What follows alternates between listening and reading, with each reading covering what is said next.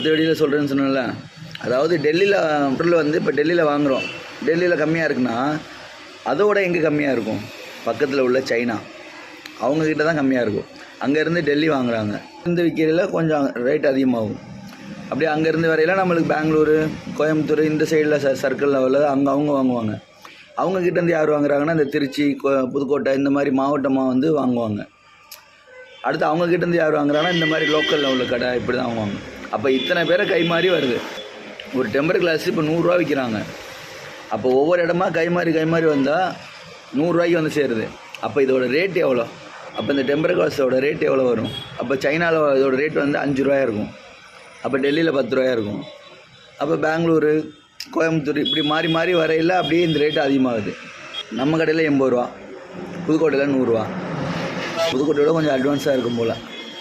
வேறு எதுவும் தெரிஞ்சுக்கணுமா? அடுத்த வீடியோவில் சொல்கிறேன் உங்களுக்கு. அடுத்த வீடியோவில் என்ன சொல்லுவேன்னா,